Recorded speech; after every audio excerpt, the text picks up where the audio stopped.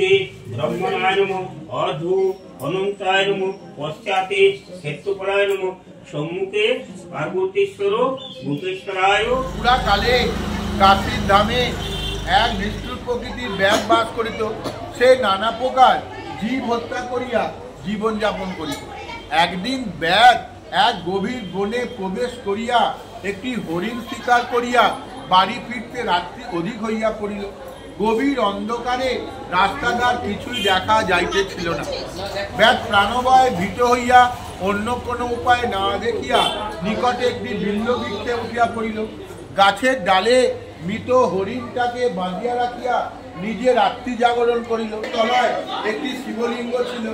ব্যাধের চোখের জল সহ একটি বিল্লপত্র ব্যাধের অজান্তে ওই শিবলিঙ্গের উপর পড়িল। ইহাতেই ব্যাধের শিবরাত্রির ব্রত পালন করা হইল।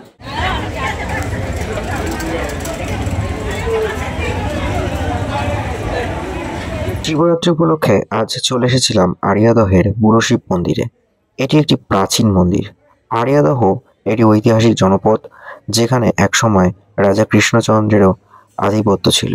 তো সেই আড়িয়াদহে বুড়ো শিব মন্দিরে আজ গেছিলাম, যেখানে শিবরাত্রি উপলক্ষে ভক্তদের সমাগম হয়েছিল।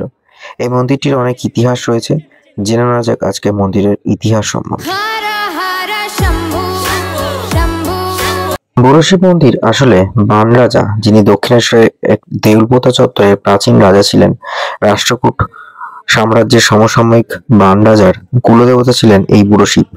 তো সেই মন্দিরের বা সেই কুলদেবতা তাদের পুরোহিতকে স্বপ্নাদেশে জানান যে তিনি আড়িয়াদহ শ্মশানের গঙ্গার পাড়ে প্রতিষ্ঠা পেতে চান পাকাপোক্তভাবে।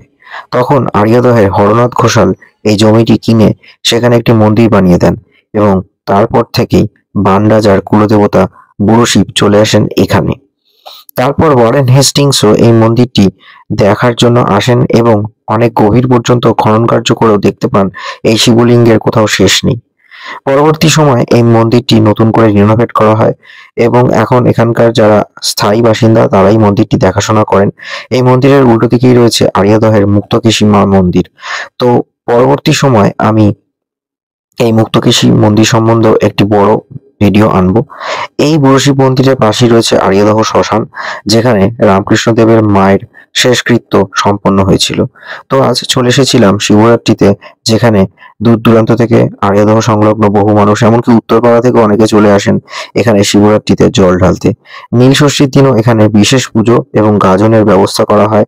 অনেক সন্ন্যাসীরা সেদিনকে আসেন এবং তারা এখানে জল ঢালেন। এটা হচ্ছে মা মুক্তকেশীর পাশের বানেশ্বর মহারাজের মন্দির। আর এই দিন এ সময় দেখতে পেলাম যে শিবরাত্রির ব্রত কথা শোনাচ্ছেন ঠাকুর মশাই মা মুক্তকেশী মন্দির চত্বরে। আকাশনে বসিয়া কথোপকথন করিতেছিল। সেই সময় নারদ বললেন, প্রভু, কি প্রকার ব্রত করিলে আপনার প্রীতিলাভ হয়, আমাকে দয়া করে বলুন। মহাদেব কইলেন, ফাল্গুন মাসে কৃষ্ণপক্ষীয় তিথির গভীর রাত্রিকে শিবরাত্রির পূজা থাকে। এই রাত্রে যে ব্যক্তি বা নারী উপবাস করিয়া রাত্রি জাগরণ করিয়া আমার পূজা করে, তাহার উপর আমি যেরূপ সন্তুষ্ট হই, ফল ফুল নৈবেদ্য মিষ্টান্ন প্রভৃতিতে আমার তেমন তৃপ্তিলাভ হয় না। শিবরাত্রির পূর্বদিনে একবার মাত্র নিরামিষ অন্নভোজন করিয়া ব্রহ্মচর্য পালন করিবে। শিবরাত্রির দিন রাতের চারিপ্রহরে যথাক্রমে দুগ্ধ, দধি, ঘৃত ও মধু দ্বারা আমাকে স্নান করাইয়া পূজা করিবে। পরদিন প্রাতঃকালে স্নান ও পূজা করিয়া ব্রাহ্মণ ভোজন করাইয়া নিজে পালন করিবে। এই ব্রত পালন করলে যে ফললাভ হয়, দান যজ্ঞ বা অন্য পূর্ণ কর্মেও তা হয় না। এই ব্রতের মাহাত্ম্য তোমাকে বলছি, শ্রবণ করো। পুরা কালে কাশীর ধামে এক নিষ্ঠুর প্রকৃতির ব্যাগ বাস করিত। সে নানা প্রকার জীব হত্যা করিয়া জীবনযাপন করিত। একদিন ব্যাগ এক গভীর বনে প্রবেশ করিয়া একটি হরিণ শিকার করিয়া বাড়ি ফিরতে রাত্রি অধিক হইয়া পড়িল। গভীর অন্ধকারে রাস্তাঘাট কিছুই দেখা যাইতেছিল না। ব্যাগ প্রাণভয়ে ভীত হইয়া অন্য কোনো উপায় না দেখিয়া নিকটে একটি বিল্লবৃক্ষে উঠিয়া পড়িল। গাছের ডালে মৃত হরিণটাকে বাঁধিয়া রাখিয়া নিজে রাত্রি জাগরণ করিল। তলায় একটি শিবলিঙ্গ ছিল। ব্যাদের চোখের জল সহ একটি বিল্লপত্র ব্যাদের অজান্তে ওই শিবলিঙ্গের উপর পড়িল। ইহাতেই ব্যাদের শিবরাত্রির ব্রত পালন করা হইল।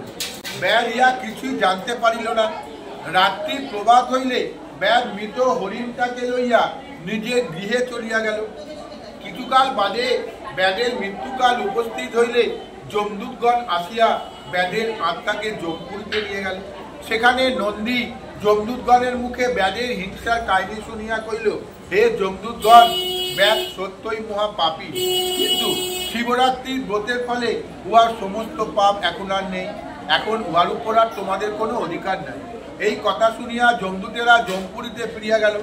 শিবের মুখে এইসব কথা শুনে পার্বতী এই শিবরাত্রি ব্রতের প্রশংসা করিতে লাগলেন।